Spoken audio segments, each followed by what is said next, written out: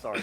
I'd just like to reiterate what everyone else has said, that it's Kerry and her team have done a fantastic job to get this up and running. This is actually my first in-person presentation since coming on board with FAU, so very excited to be here and tell you a little bit about what we're doing. Just very quickly, I'll touch on the corporate summary. Today I want to talk mainly about our Victorian projects. I think it's something very different to what's out there in the market. But just on our corporate summary, I just want to highlight our market cap. I think we're very much pure exploration play. We do have a small resource in WA, but we're very much focused on exploration in Victoria. And I think that at a market cap of, circa 10 million bucks, the upside is really quite significant, and it's only going to take one big hit for us to really deliver some returns to shareholders. And we can see we've gone a little bit sideways, and we've tried to have a little breakout recently, but like I said, I think we're just one big hit away from that. So as I mentioned, Victoria is our primary focus. We've got gold projects primarily, but we're currently drilling a porphyry copper as well, which I'll touch on in a bit more detail. We have had some really strong results from our Snowstorm project, which we've done 2 diamond drilling programs over the last 12 months. And then in South Australia, in the Gawler Craton, we've got our Mabel Creek project, which we've somewhat recently released a new geological interpretation of the ground, and it's got some good prospectivity as well, but we're still waiting to advance our native title before we commence work there.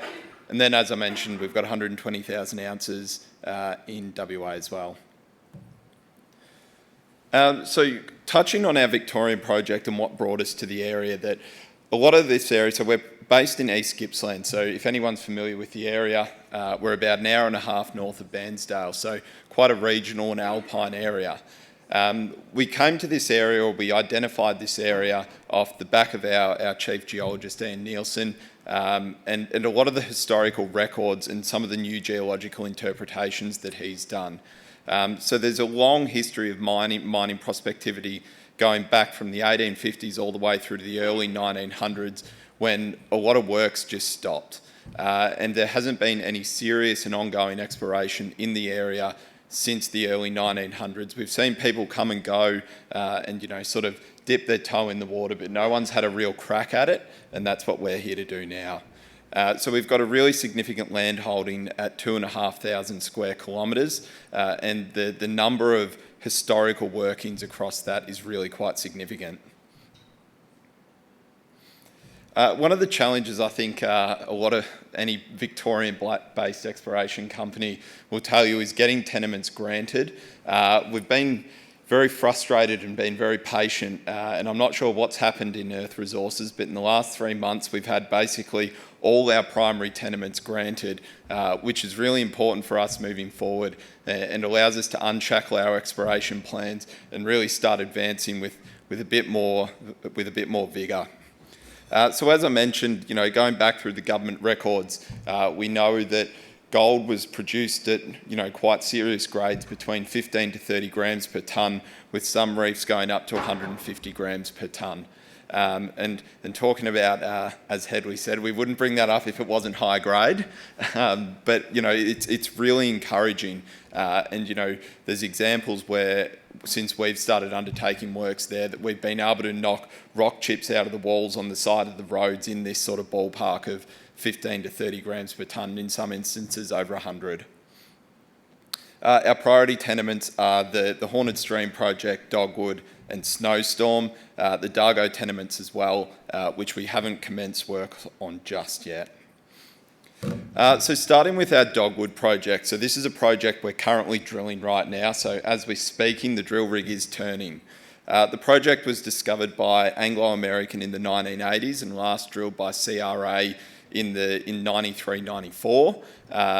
And we've been very fortunate that prior to commencement of this drill program, we've actually been in touch with the geologist who worked on that project at the time, and he's given us some quite significant insights into it.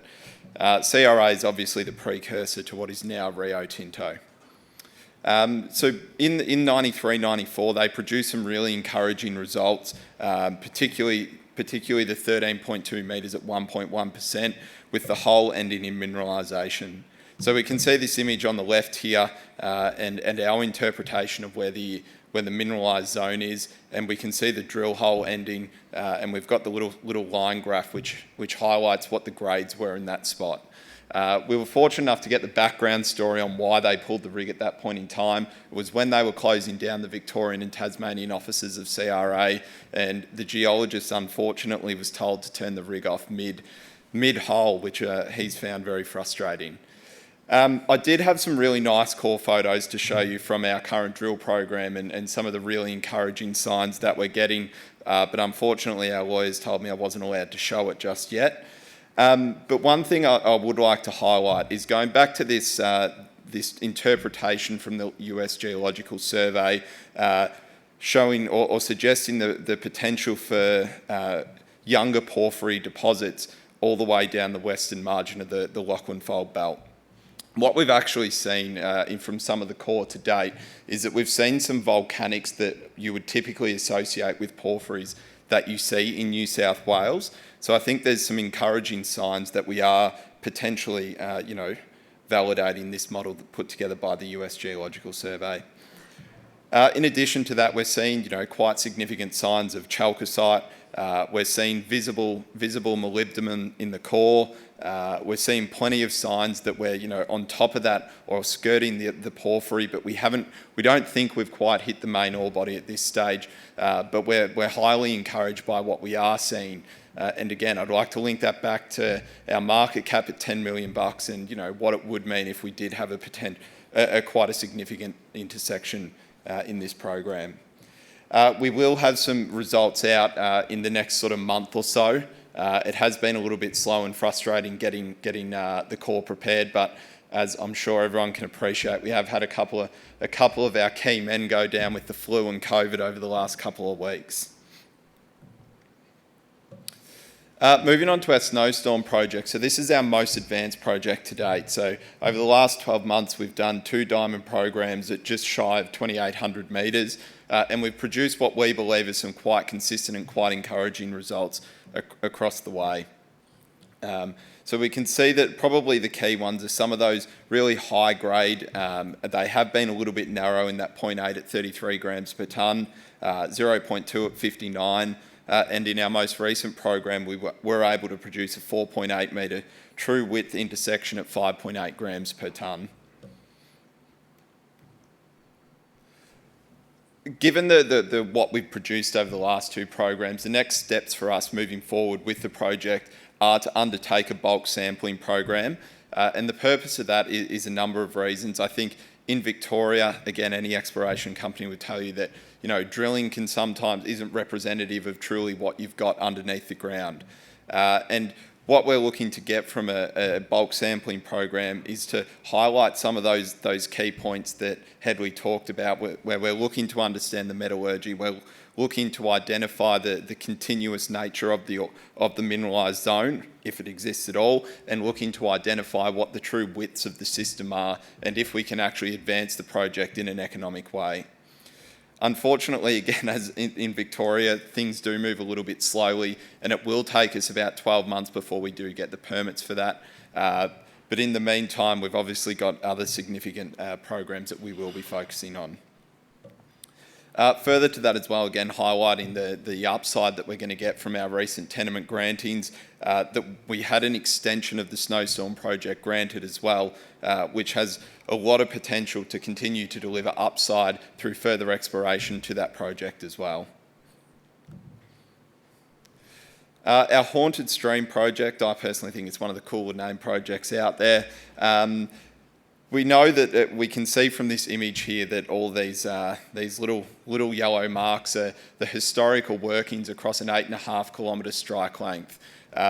It's obviously quite significant, the number of workings, and the fact that it's pretty continuous along that 8.5 kilometres suggests to us that there's a really significant system sitting beneath the ground there somewhere that just hasn't been pinned down by previous workers.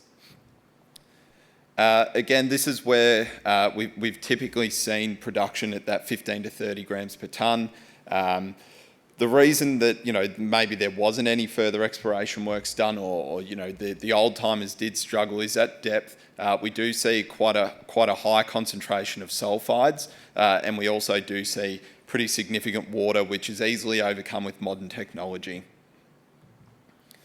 The last drilling that was done at the project was by Mantle Mining in 2007, and our geologist's interpretation was that they didn't necessarily target the main areas of mineralisation. So we've been undertaking soil sampling, we've invested significantly into mapping, and we're now undertaking some underground rehabilitation works in order to access the mineralised areas from where we want. So just as a quick example, that we do have a permit to drill from above ground, which in an ideal world we'd love to do, but to get to where we consider the priority target zone, we'd be drilling through about 200 metres of waste rock. So we believe that investing the time and the money into underground rehab and being able to drill from on top of our target zones is going to allow us a much better opportunity to hit the areas that we want. Just in the last few minutes, I'll touch on South Australia and WA as well. So the Mabel Creek project was generated internally by one of our geologists off the back of the Gawler Challenge. We're surrounded by the major mining houses of BHP, Rio, Fortescue, Oz Minerals.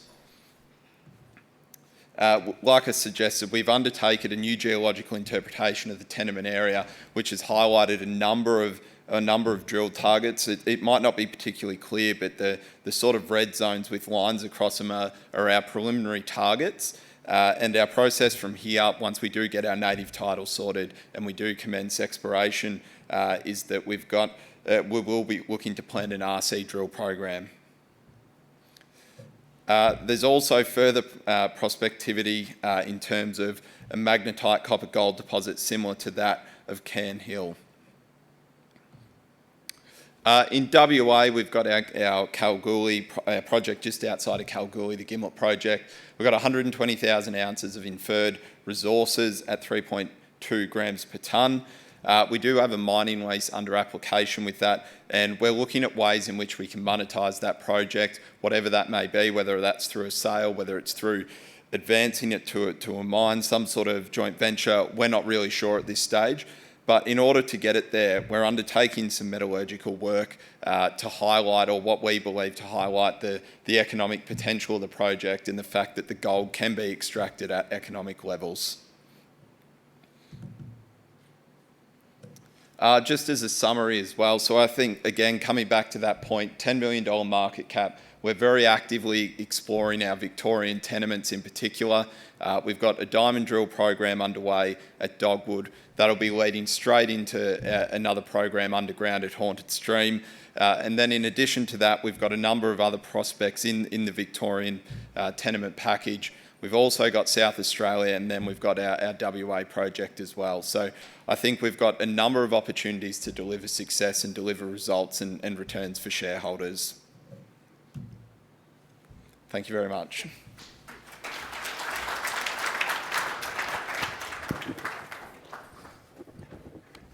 Thanks, Ryan. Always good to get some small cap opportunities here. Moving right along, our next presenter is Roger Jackson. He's the chairman, I think he's